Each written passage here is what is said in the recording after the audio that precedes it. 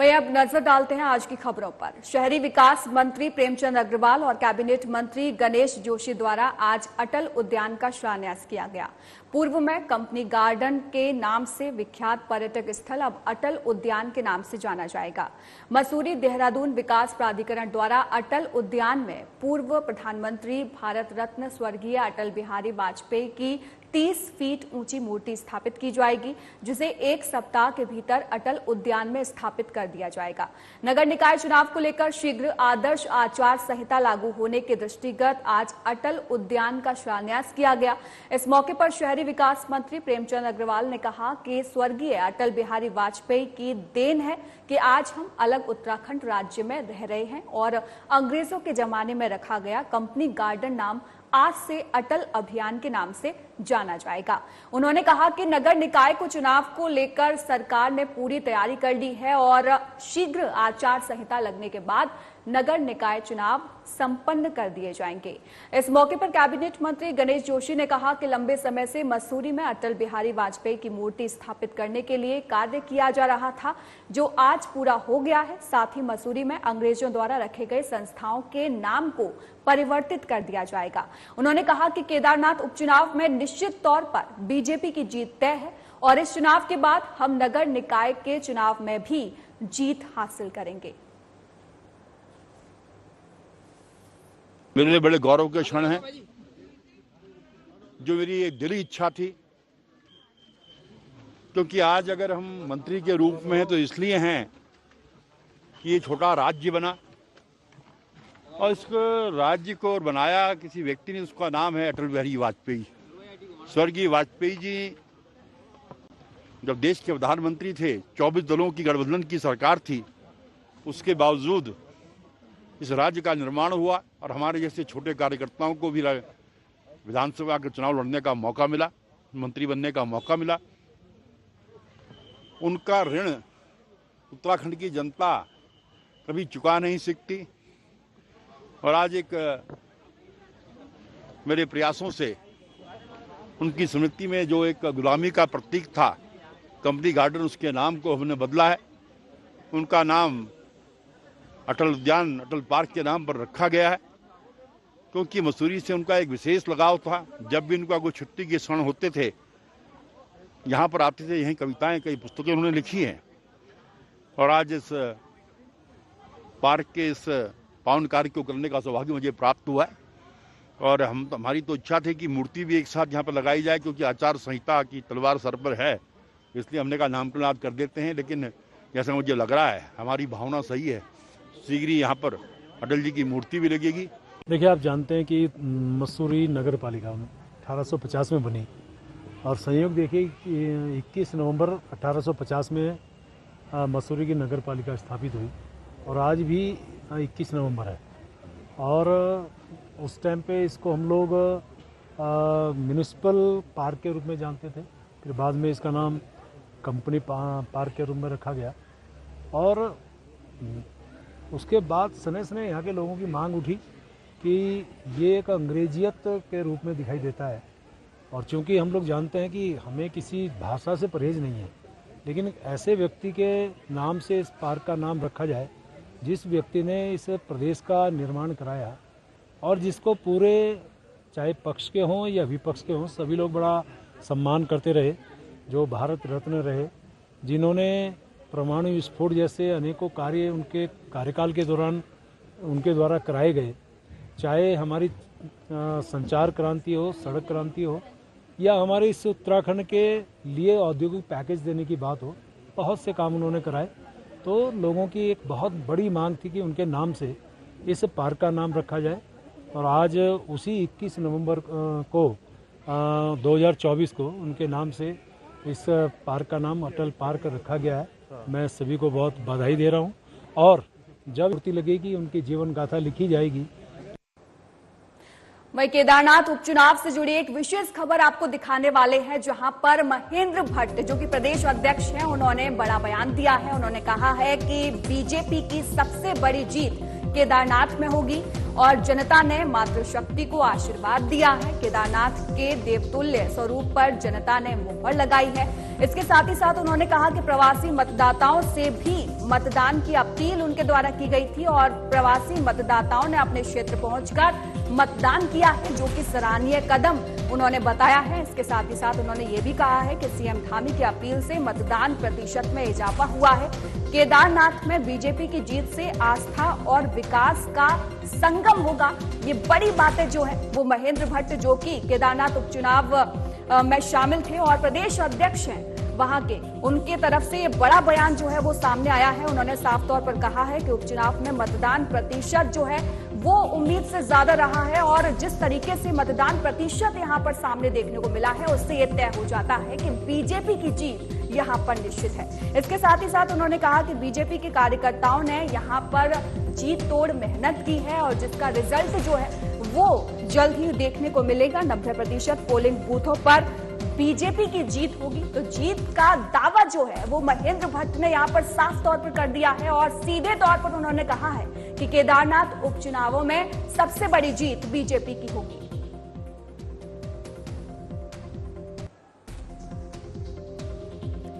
तो केदारनाथ उपचुनावों में मतदान के बाद प्रदेश अध्यक्ष महेंद्र भट्ट का बयान सामने आया है। उन्होंने कहा है कि मतदान के लिए केदारनाथ की जनता का जो है बहुत बहुत आभार। केदारनाथ में बीजेपी की सबसे बड़ी जीत होगी, ऐसा दावा महेंद्र भट्ट की तरफ से कर दिया गया है।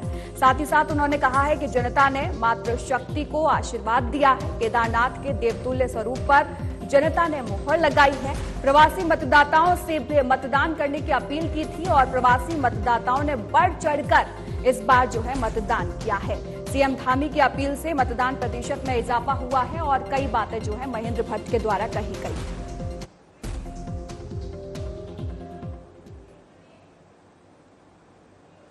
वही खबरों का सिलसिला लगातार जारी रहेगा। रुकते एक छोटे से ब्रेक के लिए।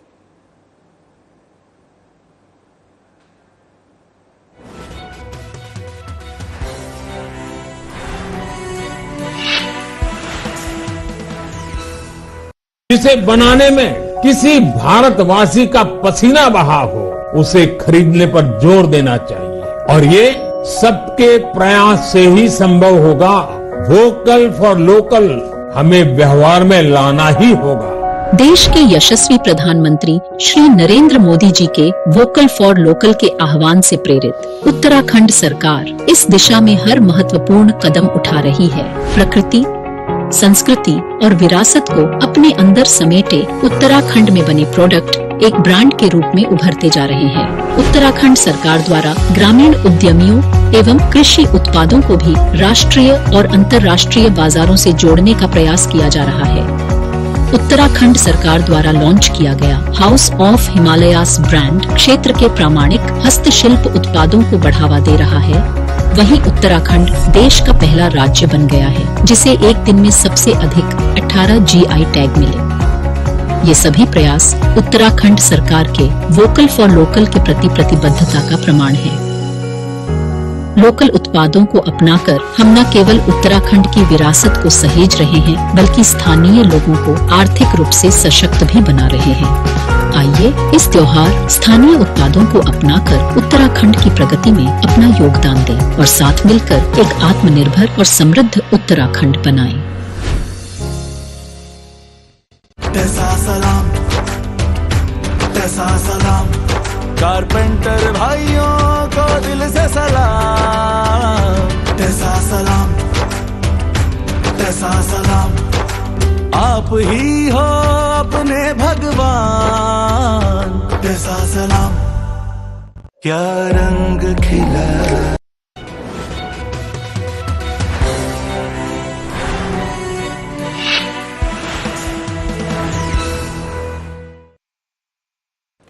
ब्रेक के बाद एक बार फिर से आपका स्वागत है। खबरों में आगे बढ़ेंगे। आपको बता दें कि सीएम धामी ने बांध परियोजना को लेकर बैठक की है। आपको बता दें कि बांध परियोजनाओं को लेकर सीएम धामी की तरफ से बैठक हुई है। अधिकारियों को तमाम दिशा निर्देश जो है वो दिए गए।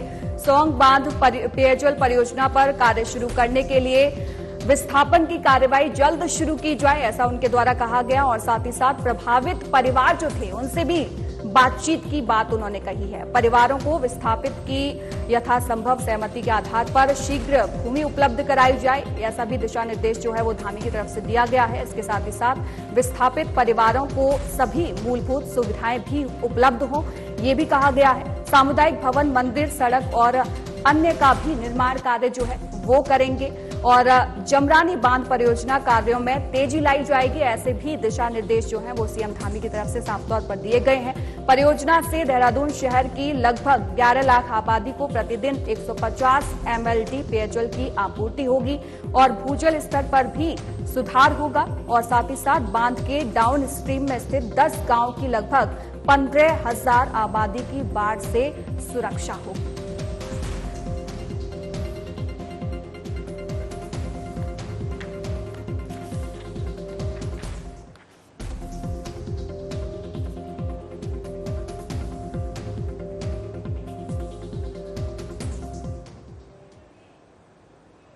वहीं आगे आपको बता दें, केदारनाथ उपचुनाव को लेकर महेंद्र भट्ट ने बड़ा बयान दिया है। उन्होंने कहा है कि बीजेपी की जीत इस बार निश्चित है। केदारनाथ में बीजेपी की सबसे बड़ी जीत होगी, ऐसा महेंद्र भट्ट की तरफ से दावा किया गया है। उन्होंने कहा कि जनता ने मातृशक्ति को आशीर्वाद दिया है। केदारनाथ के देवतुल्य स्वरूप पर जनता ने मोहर लगाई है। इसके साथ ही साथ उन्होंने कहा कि प्रवासी मतदाताओं से भी मतदान की अपील की थी और प्रवासी मतदाताओं ने बढ़ चढ़कर इसमें हिस्सा लिया। सीएम धामी की अपील से मतदान प्रतिशत में इजाफा हुआ है। केदारनाथ में बीजेपी की जीत से आस्था और विकास का संगम होगा, ऐसा महेंद्र भट्ट ने कहा है। और साथ ही साथ उन्होंने कहा है कि उपचुनाव में मतदान प्रतिशत जो है वो उम्मीद से ज्यादा रहा है। बीजेपी के कार्यकर्ताओं ने इसके लिए जी तोड़ मेहनत की है। 90% पोलिंग बूथों पर बीजेपी की जीत होगी, ये दावा महेंद्र भट्ट ने साफ शब्दों में कर दिया है। देखिए, मैंने शुरू से ही कहा है कि अभी तक की सबसे बड़ी जीत एक केदारनाथ में हम सबको देखने को मिलेगी। बहुत अच्छा मतदान हुआ है। मैं केदारनाथ की जनता का आभार व्यक्त करता हूँ, माँ की मातृशक्ति का आभार व्यक्त करता हूँ कि केदारनाथ का जो देवतुल्य स्वरूप है उस पर उन्होंने मोहर लगाई और पोल परसेंटेज बहुत अच्छा रहा। बाई इलेक्शन में इतना परसेंटेज रहता नहीं है, ये बहुत अच्छा। हमारे कार्यकर्ताओं ने बहुत मेहनत की है, हर बूथ को जीतने का प्रयास किया और मेरा उम्मीद है, मुझे पूरा विश्वास है, हम कम से कम 90% पोलिंग बूथों पर हमारी सीट पर तक जीत होगी। हमने बहुत प्लानिंग के साथ चुनाव लड़ा है, जहाँ हमने बूथ प्रबंधन को महत्व दिया है, वही हमने मतदान प्रतिशत बढ़े, उत्साह के रूप में मतदान प्रतिशत बढ़े। इसलिए मैंने प्रवासी मतदाताओं से अपील की थी। मैं दिल्ली गया, लुधियाना गया, चंडीगढ़, हरियाणा गया और मुझे बताते खुशी है, लगभग 1700 से 2000 के बीच की संख्या का आंकड़ा हमसे आया है, जो प्रवासी मतदाताओं ने गांव में आकर मतदान किया है और उन्होंने मतदान के लिए लोगों को प्रेरित भी किया है। हमारे माननीय मुख्यमंत्री जी की अपील ने बहुत एक रूप से मैं कह सकता हूँ, उनके लगभग 5 हमने जो कार्यक्रम किए थे, उन कार्यक्रम जिस प्रकार का जन सैलाब उमड़ का है, वो भी मत प्रतिशत को बढ़ाने में सहायक सिद्ध हुआ है और लोकतंत्र में मत प्रतिशत बढ़े और पार्टी के भारत के पक्ष में अधिक मत पड़े, उस उद्देश्य के हमने सफलता प्राप्त। खबरों का सिलसिला यूं ही लगातार जारी रहेगा। फिलहाल रुकते एक छोटे से ब्रेक के लिए।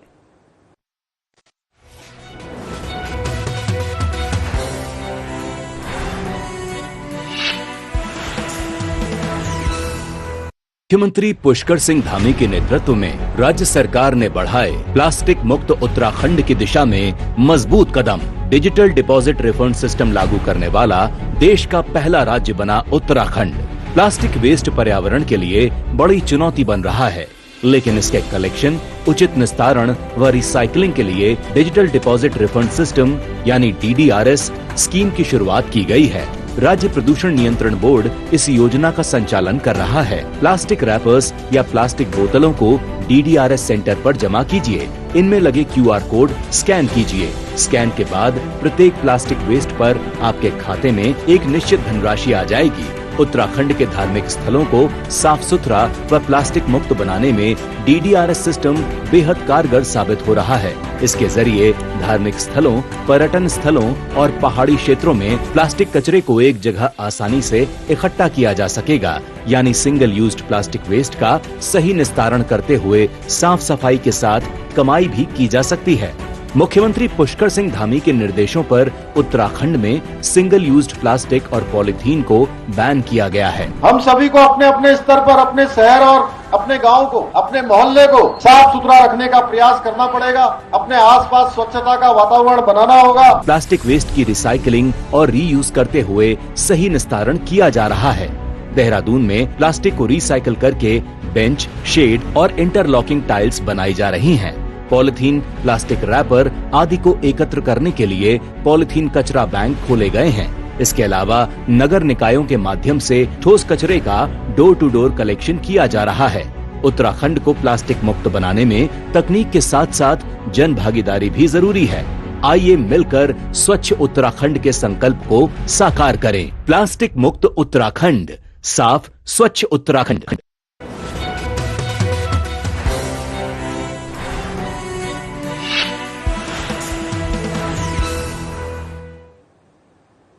ब्रेक के बाद एक बार फिर से आपका स्वागत है। रुक करते हैं अगली खबर का। ऋषिकेश के निकट श्यामपुर की बोहरा ग्रामीण विकास निधि लिमिटेड में करोड़ों रुपए की रकम फंसने से ग्राहक और एजेंट परेशान हैं। रकम लेने के लिए ग्राहकों और एजेंटों ने पुलिस से मदद की गुहार लगाई है। कुछ दिन पहले दी गई तहरीरों पर मुकदमा दर्ज करने की मांग भी की थी। आपको बता दें कि कांग्रेस के वरिष्ठ नेता जयेंद्र रमोला के नेतृत्व में दर्जनों ग्राहकों और एजेंटों ने श्यामपुर पुलिस चौकी प्रभारी निखिलेश बिष्ट से मुलाकात की। चौकी प्रभारी को बोहरा ग्रामीण विकास निधि लिमिटेड के बारे में पूरी जानकारी दी। उनको बताया कि पिछले 4 साल से ग्राहक संस्था में रकम जमा कर रहे थे, जिसकी मैच्योरिटी भी 2 से 3 बार की गई, लेकिन पिछले 8 महीनों से करोड़ों रुपए जमा करके संस्था ने रकम वापस देनी बंद कर दी। ग्राहकों ने दबाव बनाया तो संस्था के डायरेक्टर ने 15 नवंबर तक रकम वापस देने का वादा किया, लेकिन उसे पूरा नहीं किया। स्थानीय निवासी मान सिंह तोपवाल ने बताया कि पुलिस ने उनको सकारात्मक कार्रवाई का भरोसा दिया है। यदि जल्दी ही संस्था के डायरेक्टर पर मुकदमा दर्ज कर रकम वापस नहीं दिलाई जाती तो मुख्यमंत्री से मुलाकात की जाएगी। कांग्रेस नेता जयेंद्र रमोला ने बताया कि उन्होंने मामले में पुलिस से बातचीत की है। ग्राहकों की रकम वापस दिलाने के लिए कांग्रेस पूरा प्रयास करेगी। 2018 से ये कंपनी पुलिस यहाँ पर डेली बेस पे और आरडीआई है, एफडीआई, डीडीएस लोगों के काफी पैसे जमा हैं, कम से कम 20 से 25 करोड़ जमा हैं। और इसमें 3 पार्टनर है। एक डीएस बोरा जी जो कंपनी के एमडी है, और सुरेंद्र सिंह नेगी डायरेक्टर, और प्यारे राम वो भी डायरेक्टर के पद पर है। 15 नवंबर का समय दिया था बोरा जी ने, और ऋषिकेश ऑफिस में प्रेस वार्ता की थी। वहाँ करीब 150-200 लोग उपस्थित थे। उनके बीच में उन्होंने कहा कि 15 नवंबर से सबका पैसा देना शुरू करूंगा। अब ये कह रहे कि मैं दिवालिया हो गया, मेरे पैसा नहीं है। तो पैसा नहीं, पैसा कहाँ गया? पुलिस आश्वासन दे रही है कि हम मुकदमा दर्ज कर तेजी से जांच होगी। निकाय चुनावों को लेकर महेंद्र भट्ट ने अध्यक्षता की है। आपको बता दें कि महेंद्र भट्ट ने एक बैठक ली और बैठक में उन्होंने निकाय चुनावों को लेकर चर्चा की। इसके साथ ही साथ आपको बता दें कि बैठक में प्रदेश महामंत्री संगठन अजय कुमार और प्रदेश उपाध्यक्ष कुलदीप कुमार सहित पार्टी के 19 सांगठनिक जिलों के अध्यक्ष, महामंत्री और विधायक यहां पर उपस्थित रहे। नगर निगमों और नगर पालिकाओं के संभावित अध्यक्ष प्रत्याशियों पर चर्चा हुई। सभी जिला संगठनों से अलग अलग वार्ता की गई। पर्यवेक्षकों और जमीनी सर्वे के आधार पर उम्मीदवारों का पैनल जो है वो तैयार होगा। इसके साथ ही साथ आपको बता दें कि निकाय चुनाव में एक तरफा जीत के लिए तैयारियां हो रही हैं, ऐसा महेंद्र भट्ट ने कहा। उन्होंने कहा कि अलग अलग वर्गों को देखते हुए सक्रिय इच्छुक प्रत्याशियों को लेकर चर्चा हुई है। जनपदवार, स्थानीय, राजनीतिक और सामाजिक समीकरणों पर फीडबैक लिया गया। फीडबैक लेकर बेहतर उम्मीदवारों का चयन होगा। चुनाव की घोषणा के बाद सभी जगह पर्यवेक्षक जाएंगे और सभी तरीकों के समन्वय से नामों का जो पैनल है वो तैयार होगा। प्रदेश पार्लियामेंट्री बोर्ड के माध्यम से केंद्रीय नेतृत्व को नाम भेजे जाएंगे और चुनाव में 100% सीटों पर जीतना जो है वो बीजेपी का लक्ष्य है इस बार। और बीजेपी संगठन के स्तर से चुनाव की सभी तैयारियां जो है वो पूरी हो गई है। हमारे 19 के 19 जिलों के जिला अध्यक्ष, हमारे उस क्षेत्र के जिले के प्रभारी और हमारे उस क्षेत्र के जनप्रतिनिधि, जो विधायक हैं जिनको हमने चुनाव लड़ाया था, ऐसे हमारे प्रत्याशी हैं, तो इन सबके साथ हम चर्चा कर रहे हैं। हर नगर पालिका, नगर पंचायत, नगर निगम के लिए व्यक्तिगत चर्चा के माध्यम से अभी तक कितने लोगों ने दावेदारी की है उसकी हम जानकारी ले रहे हैं, वो नाम इंगित कर रहे हैं। और बाद में हम अपने प्रदेश की प्रयोक्षक टोली भेजने वाले हैं। वो प्रयोक्षक टोली भी हमारी निचले स्तर पर फिर मंडल के पदाधिकारियों से, प्रमुख वार्ड मेंबरों से, जो पूर्व के प्रत्याशी, उनसे बातचीत करने के बाद फिर एक समीक्षा तो चर्चा आएगी और उसके बाद हम जो नाम पे पैनल के रूप में आएंगे, हम एक पब्लिक सर्वे कराएंगे और पब्लिक सर्वे के बाद फिर हम रिजर्वेशन के बाद कराएंगे। जैसे कि फाइनल होता है तो एक चुनाव की दृष्टि अभी से हमारी तैयारी प्रारंभ हो जाए और हर वार्ड में भी तो बूथ चेयरमैन वाला विषय होता है। वार्ड में भी हमको प्रत्याशी कौन कौन किस वार्ड में कौन प्रत्याशी की दावेदारी कर रहा है, महिला होने पर कौन बहन हो सकती है, अनुसूचित होने पर कौन हो सकता है, सरकार की चर्चा की बैठक के विषय है और आज रात्रि तक ये बैठक हमारी चलेगी और उसके बाद हमारे प्रोक्षण घोषणा लोग करने वाले। लक्ष्मण झूला थाना क्षेत्र अंतर्गत जानकी झूला के निकट गंगा घाट पर अश्लील वीडियो शूट कर वायरल करना एक युवक और युवती को भारी पड़ गया। पुलिस ने वायरल वीडियो का संज्ञान लेकर युवक और युवती के खिलाफ मुकदमा दर्ज कर जांच शुरू कर दी है। मुकदमा दर्ज होते ही युवक ने अपनी सोशल साइट से वीडियो को डिलीट कर दिया है। बता दें कि सोशल मीडिया पर वायरल होने के चक्कर में लोग आस्था के साथ भी खिलवाड़ कर रहे हैं। आपको बता दें कि पतित पावनी मां गंगा के घाटों पर अश्लील वीडियो शूट कर रहे हैं, जिससे गंगा भक्तों के आस्था को ठेस पहुंच रही है। आस्था को ठेस पहुंचने वाली एक अश्लील वीडियो जो है 2 दिन से सोशल मीडिया पर जमकर वायरल हो रही है। ये वायरल वीडियो पौड़ी पुलिस के पास पहुंची तो पुलिस ने अश्लील वीडियो शूट करने वालों के खिलाफ एक्शन लेते हुए मुकदमा दर्ज कर लिया। लक्ष्मण झूला थाना प्रभारी निरीक्षक रवि सैनी ने बताया कि सोशल मीडिया से मिले लिंक के आधार पर वीडियो शूट करने वाले युवक और युवती की पहचान के प्रयास किए जा रहे हैं।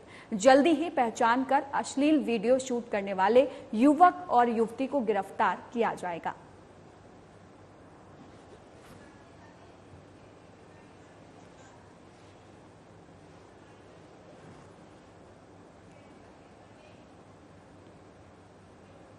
वहीं जाते जाते आपको दिखाते हैं ऋषिकेश के त्रिवेणी घाट से गंगा आरती।